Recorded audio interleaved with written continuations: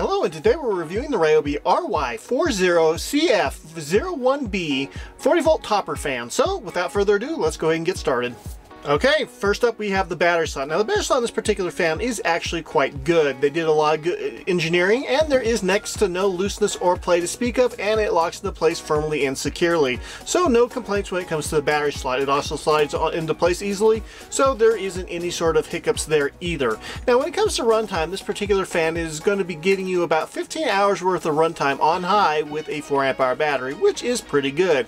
And on low, you're looking closer to, well, 66 hours worth of runtime with a 4 amp hour battery. So quite a impressive showing there, and this can come in handy in a variety of different situations, since you're basically looking at over 2 days worth of runtime on low with a 4 amp hour battery, and obviously the bigger the battery, the longer the runtime.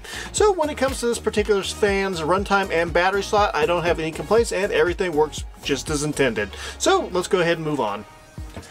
Okay, next up we have the USB-C port, and it's a fairly good showing here. The port will give you a operating voltage of 5 volts at 3 amps, which is going to be enough to slowly charge your phone or other devices, but if you're looking at super fast charging or PD delivery, you're out of luck, unfortunately, here. The port will not charge the 40 volt battery. It is strictly an output and not an input, and quite frankly, that's more than enough. And quite frankly also, I'm just happy that we got a USB-C port on this particular product, because they could have quite easily have said, now all you get is a fan. So the USB port is definitely a nice feature here.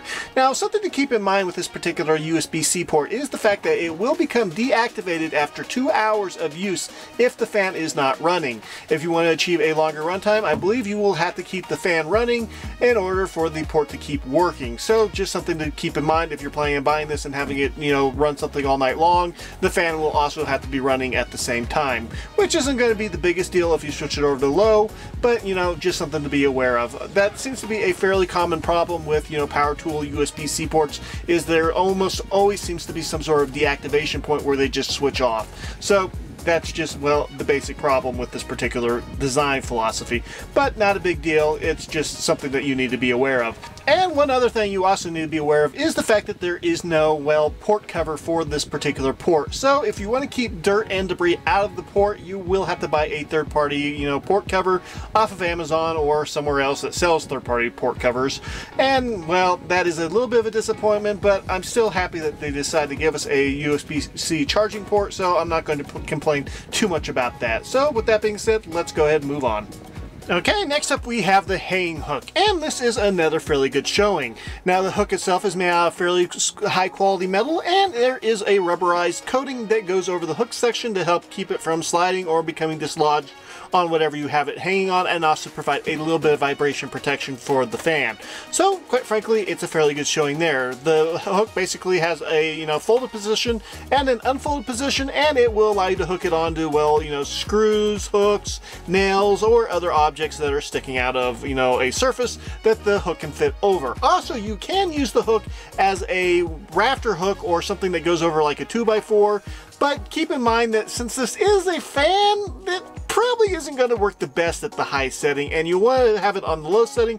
Otherwise it's going to, well, reposition itself, since it just can't keep itself in one spot super firmly, since it's a fairly loose rafter hanging hook design. So just something to keep in mind. Use it on low when you're using it on top of going over a 2x4 or hanging from a 2x4, unless of course you have it hanging from a nail or hook or something. Then you can probably use it on high, as long as you can get that fan directed at whatever you're trying to cool down, as in, well, probably yourself. So just something to be aware of. It's not quite as useful as the hook on the light, even though it's the exact same hook, just because, well, this is a fan and it will, well, readjust itself because of the air pressure coming out of the fan head. So yeah, other than that, everything here is pretty simple. Let's go ahead and move on. Okay, next up we have the tilting and, well, pivoting function of this particular fan head. Now overall it's a fairly good showing here.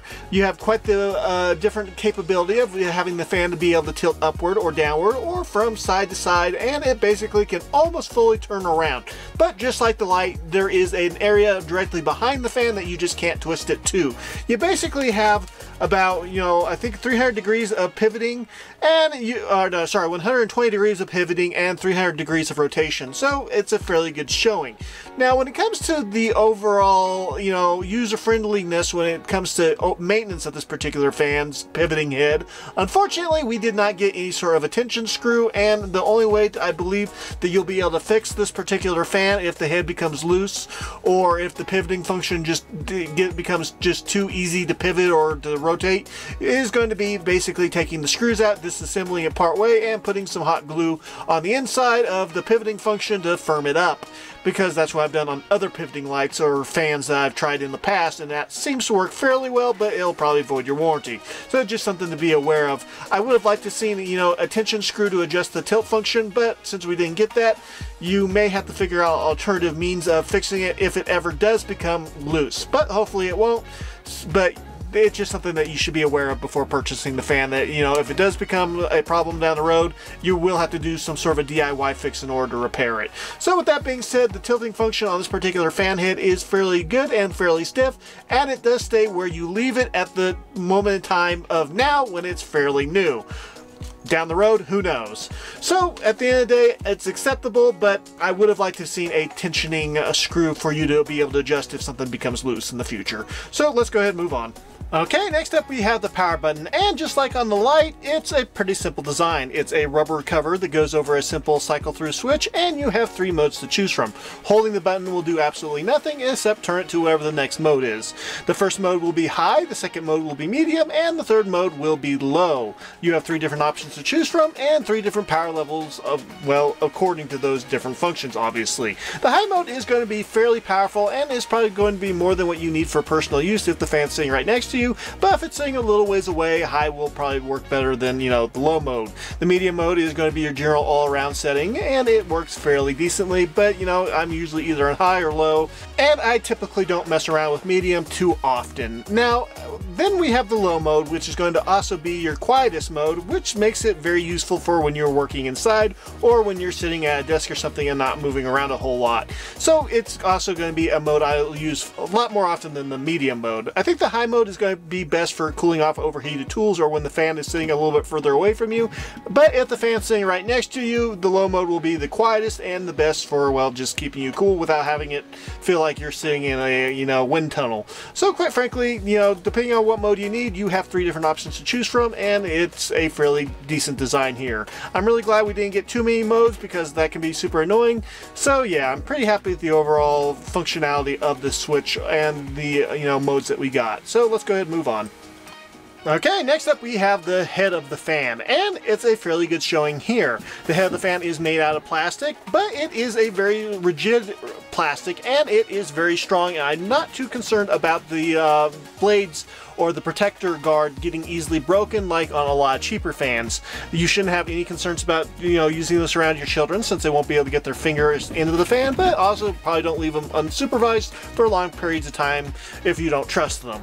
You know, be a parent. And then when it comes to the overall amount of air that this particular head can produce, it can produce up to 260 CFM at 740 FPM. So, you know, it's a pretty good showing. The fan itself is going to be around 4.5 inches, so not the biggest fan, and it really is going to be designed more for personal use or cooling off a small area. So, you know, just something else to keep in mind. This is definitely a, well, small fan head. It's not going to be nearly as effective as a larger, you know, 7.5 inch fan or a 12 inch or 20 inch fan, but you know, it definitely has its place in, well, at least my tool collection. And when it comes to just the overall, you know, functionality of the head, you know, for the most part, I don't really have any major negatives. The one negative I do have is the fact that the cover is not removable for easy cleaning. I would have liked to have seen a removable guard so you could clean it easier, but then again, maybe your kids would figure out how to remove it and chop their fingers off or something. That actually wouldn't happen since it's a plastic blade, but you know, it is what it is. So with everything else being equal, you know, the only major negative I see about the head on this particular tool is the fact that, well, you can't remove the desk guard. So, or, well, you know, just the guard. So with that being said, let's go ahead and move on. Okay, without a battery, the fan weighs 535 grams, which is about 1.2 pounds. And with a 4 amp hour battery, the weight jumps up to 1,914 grams, which is about 4.2 pounds, so adds 3 pounds of weight. Okay, I'm just going to take a quick moment here to talk briefly about the fan before we move into the pros and cons. Overall, the fan is actually very useful and fairly powerful. It definitely is more powerful than my smaller skill fan, and even though the skill fan can be used in a variety of different situations that this particular fan cannot be used in, I definitely do like the Ryobi and skill fan both. They just have different, roles in my tool collection.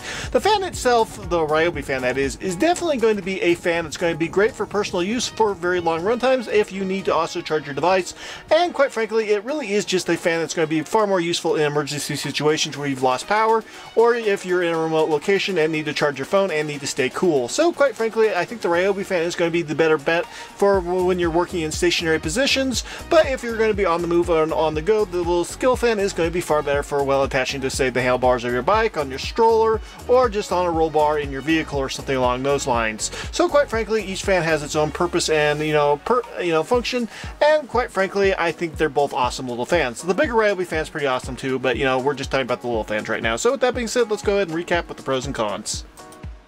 Okay, the first pro is 40 volt. 40 volt means that this will be able to make use of your larger 40 volt batteries that you typically wouldn't be able to use a product like this with. So quite frankly, this is a pro in my opinion. USB-C. The USB-C will allow you to charge your cell phone, flashlight, or other small devices, which is going to be a very handy option to have in case of an emergency. So this is a pro in my opinion. Swivel tilt head. Now typically you would get a tilt function with a fan, but the swivel head also will allow you to get the head exactly where you need to get when the fan is hanging. So this is definitely a pro in my opinion. Hook. The hanging hook will allow you to hang this off of hooks, screws, nails, or other objects, as well as from 2x4s. But if you are hanging it with a 2x4, it's going to be a little bit more tricky. And the next pro is 3 modes. Having 3 different modes to choose from will allow you to either have a power saving mode or a high performance mode. So this is a pro in my opinion. Good fan guard. Overall, the fan guard on this particular fan is quite rigid and strong, and it's hard to get your fingers in there, so it is going to be fairly safe to use around your children. As a matter of fact, I couldn't get my fingers in there. So as far as I'm concerned, the overall construction of the fan guard is a pro in my opinion. And the last pro is runtime. Overall, the runtime on this particular fan is quite excellent, and with a 4 amp hour battery on low, you will be able to get at least 2 days worth of use out of this particular fan. So in my opinion, this is a pro. And the first and only meh would be using the hook on high when it's hanging from a 2x4 or joist, because of the fan being able to basically push itself into a different position because of, well, it being on high. It's not really that big of a deal, it's just something that you should be aware of. And the first con would be no USB cover. Not a big deal, but it would have been nice to have seen an included USB cover to protect your port. And the next con would be basic USB. There's nothing fancy, it's just a fairly slow charging USB port. So if you're hoping for PD delivery or, Qualcomm fast charging, you're not going to get it here. And the next con is no tension adjustment. Not being able to adjust the tension if it does become loose is definitely a bit of a con, but not impossible to work around.